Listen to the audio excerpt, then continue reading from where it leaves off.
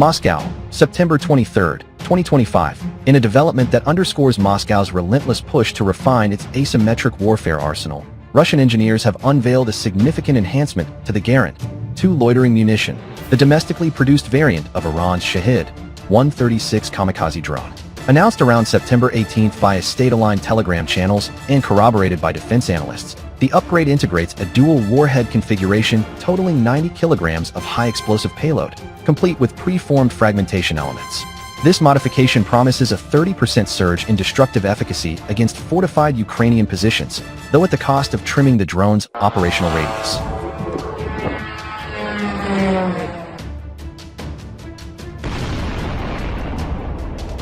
The Garant-2, a staple of Russia's nocturnal barrages since late 2022, has evolved from a rudimentary Iranian import into a cornerstone of the Kremlin's attrition strategy. Measuring 3.5 meters in length with a 2.5-meter wingspan, the drone's baseline specs include a 200-kilogram takeoff weight, cruising speeds of up to 185 kilometers per hour, and altitudes between 60 and 4,000 meters. Its original 50-kilogram warhead sufficed for infrastructure strikes, but frontline demands for greater punch prompted this iteration. Developers at the Alabuga Special Economic Zone in Tatarstan, Russia's primary production hub, retained the legacy explosive while grafting on a 40-kilogram fragmentation high-explosive charge. Encased in a reinforced belt of ready-made shrapnel, the new tandem setup amplifies blast radius and penetration, ideal for shredding armored vehicles, command bunkers, and air defense batteries.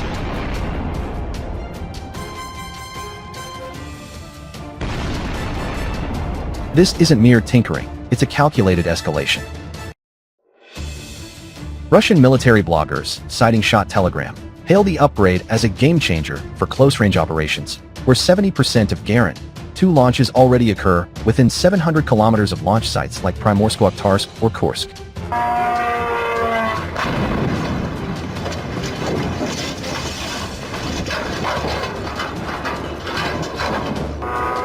The added mass, now pushing the warhead to 90 kilograms, necessitates a downsized fuel load, slashing maximum range from 1,800 kilometers to 1,200.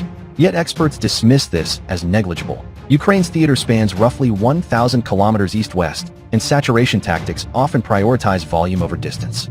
The trade-off favors offense, noted a senior analyst at the Institute for Science and International Security, ISIS, who tracked Alabuga's output ramp up to 6,000 units by summer 2025.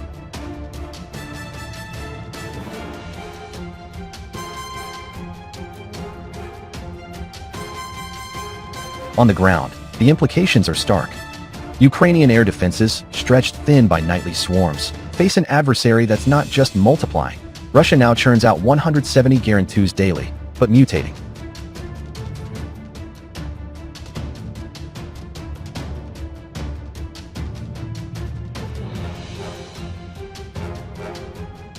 A single upgraded drone's payload equates to nearly 2 standard artillery shells in raw explosive yield, laced with pre-fragmented steel balls for a lethal scatter pattern exceeding 100 meters. Recent strikes on Chernihiv and Dnipropetrovsk underscore the peril. On September 15th, a wave of 477 Garand variants, including decoys, overwhelmed radar nets, crippling power grids, and killing at least 13 civilians.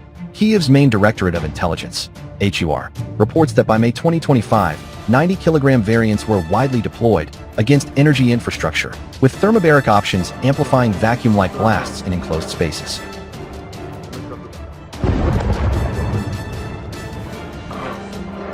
From Kiev's vantage, this is psychological warfare wrapped in engineering. These aren't just drones, they're terror vectors, said a HUR spokesperson, echoing complaints from mobile gun crews neutered by altitude tweaks in prior models. The new warhead's dual nature, cumulative for breaching and fragmentation for area denial, exploits gaps in Ukraine's patchwork defenses, where Patriot batteries guard capitals but leave flanks exposed.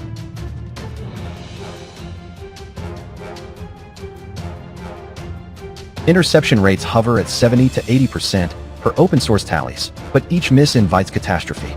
In a grim arithmetic, 1,000 Garant-2s in one night, feasible per production logs, delivered 90 tons of ordnance, dwarfing a 200-missile Tomahawk salvo at a fraction of the cost, $20 million versus $374 million. Russia's drone doctrine, honed in Ukraine's crucible, draws from Iranian blueprints but infuses homegrown flair. Alabuga's facility, a riverside fortress churning out Gerberas, decoy drones, alongside killers, relies on smuggled Western chips. NVIDIA jetsons for AI targeting in elite MS-series scouts. June 2025 saw infrared cameras and real-time video feeds debut, enabling autonomous target locks amid jamming. Now, with dual warheads, the Garant-2 edges toward jet-powered kin like the Garant-3, clocking 550 to 700 kilometers per hour with 90 to 300 kilogram loads. Western responses blend alarm and adaptation. NATO's unprecedented airspace violations, 19 Garants over Poland on September 17th, prompted urgent briefings, with Warsaw unveiling its Pelargonia clone, a 20-kilogram warhead drone for training turned loitering munition.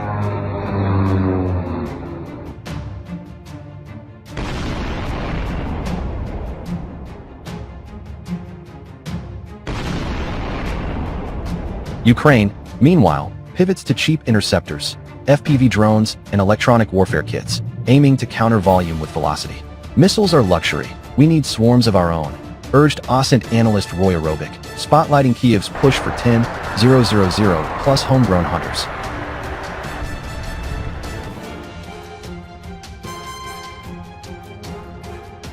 Critics decry ethical lapses at Alabuga, where teens as young as 15 assemble payloads. A Zvezda documentary in July 2025 ignited outrage.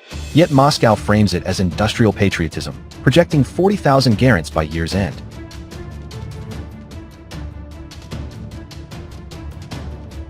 As autumn offensives loom, this upgrade signals no let-up.